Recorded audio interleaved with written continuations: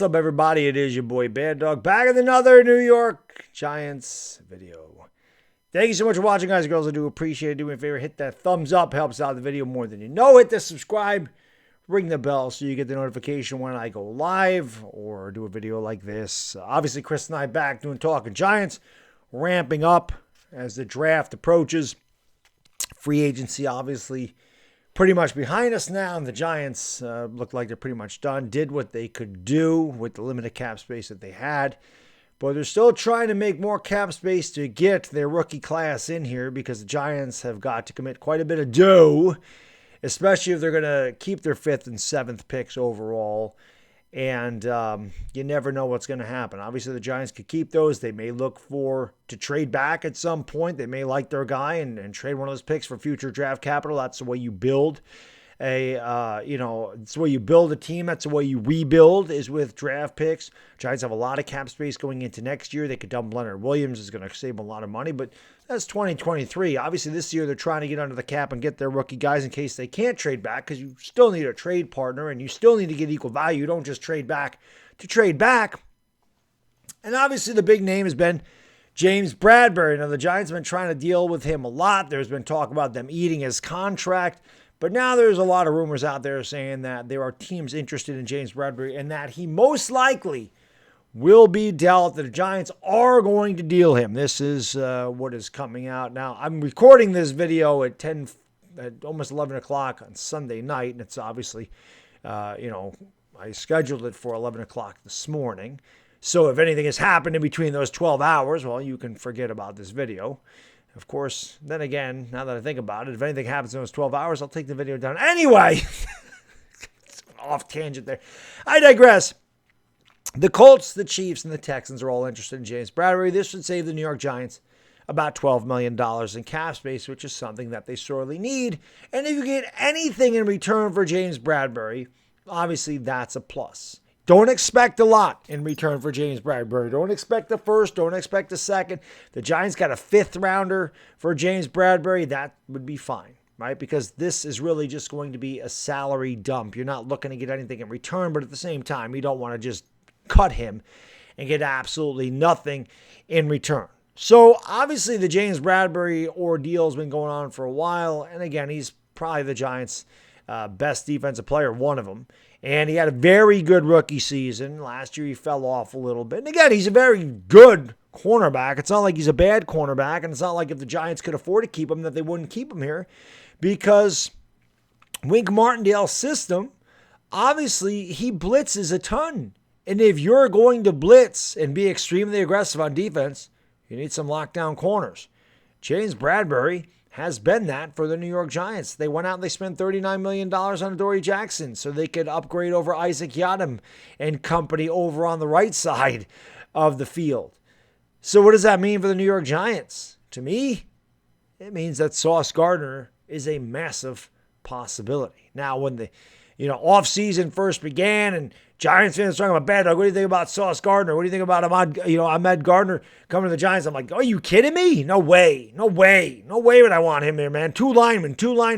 And I'm not saying that I've really changed my stance on getting 2 offensive linemen or an offensive lineman and a defensive lineman. I still be perfectly fine with that. As you know, my dream scenario is getting Ike Ekwonu, trading back and getting Tyler Linderbaum, from like a team like Pittsburgh or something, and getting future draft capital and still getting that. That's my dream scenario. But Sauce Gardner, much like when I talked about Kyle Hamilton making sense, Sauce Gardner makes the most sense if you get rid of James Bradberry. For the simple fact, again, 6'3", 4'4", 140. I mean, the man is a freak when it comes to athleticism and size. You don't see corners like this guy. And you might say, well, you don't build around a corner, and you really don't.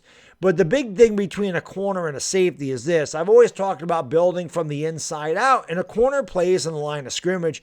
And if you have if you have a defensive coordinator that likes to be aggressive and blitz, you're going to need that corner to be able to jam at the line of scrimmage. You're going to need him to be strong at the line of scrimmage, and obviously he's going to need some speed if he does get beat off the line of scrimmage to recover. This is why Sauce Gardner could be such a big deal for the New York Giants. Now you hear the Texans involved in the trade dealings for James Bradberry, and honestly, I don't understand. I don't know the Texans cap situation, and I don't really know their roster. So I can't sit here and speak on their roster. But I don't know why they wouldn't just draft Sauce Gardner and not take on the massive contract of James Bradberry, which is $22 million. It's up there. It's a lot. So I really don't understand why the Texans would make that decision. Maybe they would take James Bradberry and still draft Sauce Gardner. That is very much a possibility because there's a lot of talk that Sauce Gardner may not even get to the New York Giants at number 5. But obviously, with all these dealings and all this talk about Bradberry, and he's probably not going to be here, Sauce Gardner would make a lot of sense for the New York Giants without a doubt. So, again, I don't know what you guys are going to think about this. This is why the draft is so much fun and why all the speculation and all the, options that the Giants have are going to be a lot of fun this year, because when you have 2 top 10 picks, 2 top 7 picks, obviously you're going to get the cream of the crop. You're going to get 2 of the best prospects to come out of the collegiate ranks, and you hope that you hit on both of them. I mean, obviously Dave Gettleman did not hit on much when he was our GM. He didn't hit much in the free agent market. He did not hit much when it came to our first-round picks. He really did not do well with the first-round picks. You go back and take a look at him. Barkley, not going to be here next year. Jones, not going to be here next year. Andrew Thomas was a good pick. Dexter Lawrence, he's not going to be here next year. DeAndre Baker, he didn't get through 2 seasons with the Giants. He got through 1, and then he had some problems. He wasn't good as 1 year here anyway.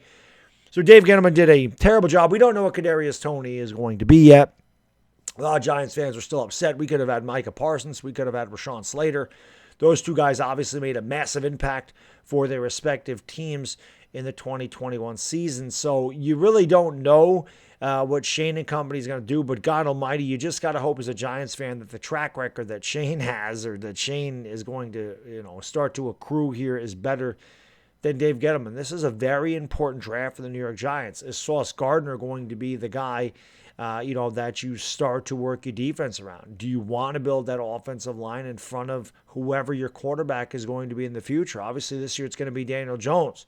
There's a lot of talk about James Cook. They love James Cook out of Georgia. Does that mean Saquon Barkley may not make it through the season as a Giant? Maybe he gets traded to Buffalo if the Giants start off 1-5, or maybe he gets traded to Kansas City if the Giants start off 1-5. A team that could use the services of Saquon Barkley, knowing that the Giants are probably not going to give him a second contract. And to be honest, he hasn't earned that, not because he's not talented, but because he can't stay on the field. So again, there's so many things that the New York Giants can do here in the draft, but I do think that with Bradberry being gone, Sauce Gardner is a massive possibility. I struggle myself with taking a cornerback in the top 5, but again, it makes sense if Bradberry's not there because you have to work around your coach's system. I think this was something that really never happened with Joe Judge, although then again, I don't even know what the hell Joe Judge's system was. I don't know if anybody knew what the hell Joe Judge's system was. Anybody figure out what the hell Joe Judge was doing for 2 years here? I can't figure that out. I mean, I said that they played prevent offense. That was pretty much a Giants system with Joe Judge. Prevent. Right from the first snap, prevent on both sides of the ball. That was Joe Judge's scheme. Prevent. Prevent defense, prevent offense. Let's hope that's not the case here with Joe Shane. But again, that's really all I got in this video. I just wanted to come out here and give my thoughts on the Bradberry deal. It makes sense for the Giants to trade James Bradberry. Completely makes sense. And it would make sense for them to take Sauce Gardner. If the Giants do deal James Bradberry, would you want Sauce Gardner? Do you want 2 offensive linemen? Do you want an offensive lineman and a defensive lineman? Would you take an offensive lineman and Sauce Gardner?